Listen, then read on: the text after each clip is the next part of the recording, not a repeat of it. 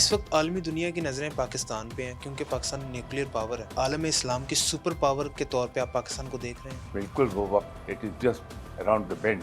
ابھی کچھ عرصے میں دیکھ لیں گے آپ. اس کے نتائج یہ ہوں گے کہ عالم میں ہمارا امیج بڑی تیزی سے اوپر چلا جائے گا. اس کے بعد ہونے والے واقعات ایک بار پھر پروو کیا ابھی ثالثی کا کردار ادا کر رہے ہیں. 3 وزرائے خارجہ کی میزبانی کی. اتفاق نہیں ہے کہ یہ سب کچھ ہو رہا ہے. 10-11 مہینے کے بعد آپ دیکھیں گے فائنینشلی پاکستان بہت اوپر چلا جائے گا.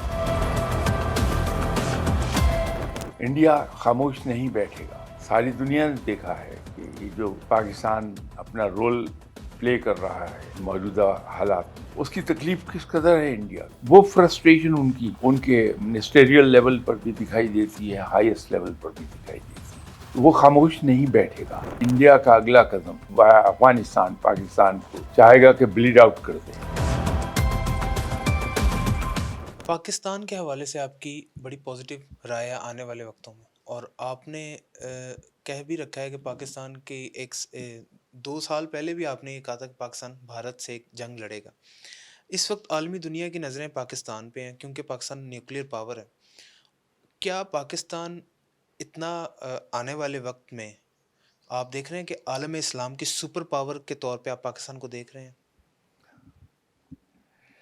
پاکستان یقیناً اقوام عالم میں ایک اپنی انفرادی حیثیت انجوائے کرے گا انشاءاللہ. وہ وقت آ گیا ہے. بالکل وہ وقت it is just around the band. وہ ابھی کچھ عرصے میں دیکھ لیں گے آپ. اس کے آثار نظر آتے ہیں.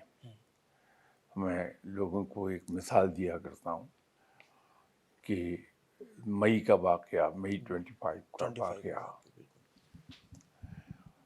کوئی آدمی توقع نہیں کر سکتا تھا کہ جو کچھ واقعہ پیش آیا اس کے نتائج یہ ہوں گے کہ عالم میں ہمارا امیج بڑی تیزی سے اوپر چلا جائے گا. یہ قدرت کی طرف سے امداد تھی، دے دی گئی. اس کے بعد ہونے والے واقعات نے ایک بار پھر پروو کیا کہ قدرت اس وقت ہماری سائڈ پر ہے اور کام کر رہی ہے کہ ہم کسی طرح سے عالم اسلام میں سربلند ہو جائیں. اور وہ ہو رہے ہیں. ابھی ثالثی کا کردار ادا کر رہے ہیں. 3 وزرائے خارجہ کی میزبانی کی اور پھر بیجنگ میں ابھی اسحاق ڈار. تو یہ جو کچھ آج کل کردار ادا کر رہا ہے پاکستان، اس سے اس کا امیج بہت بلند ہو رہا ہے. تو چیزیں ادھر کو مستقل جا رہی ہیں. صرف دیکھنے والی نظر چاہیے کہ ہم یہ دیکھیں کہ یہ چیزیں اتفاق نہیں ہے کہ یہ سب کچھ ہو رہا ہے. ٹھیک، یہ اتفاق نہیں ہے، یہ ایک یہ منظم قدرت ایک قدرت طے کا شدہ پروگرام کے تحت آگے چل رہی ہے. ٹھیک. تو اور 10-11 مہینے کے بعد آپ دیکھیں گے فائنینشلی پاکستان بہت اوپر چلا جائے گا. جو پوائنٹ آف کنسرن ابھی باقی ہے وہ ہے ہماری لا اینڈ آرڈر سچویشن اور ہماری گرفت سیاسی معاملات پر. ٹھیک.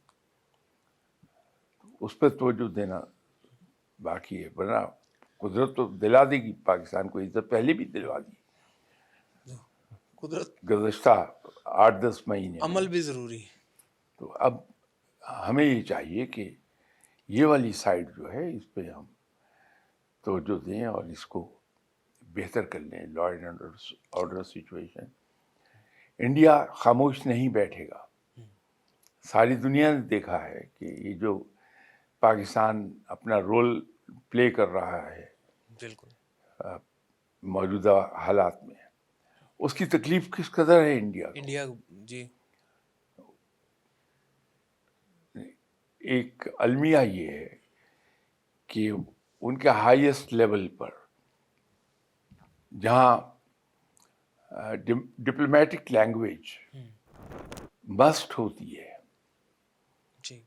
وہاں بھی وہ غیر محتاط گفتگو پبلکلی کر رہے ہیں، الفاظ جو استعمال کر رہے ہیں ڈپلومیٹک نارمز میں وہ کبھی استعمال نہیں ہوتے. وہ شو کر رہا ہے کہ انڈیا فرسٹریٹ کتنا ہوا ہے، دل ملایا ہوا. جو کچھ پاکستان انجوائے کر رہا ہے اور جو کچھ ان کے ساتھ پیش آ رہا ہے. ہر قدم پر رسوائی ملتی ہے. رسوائی.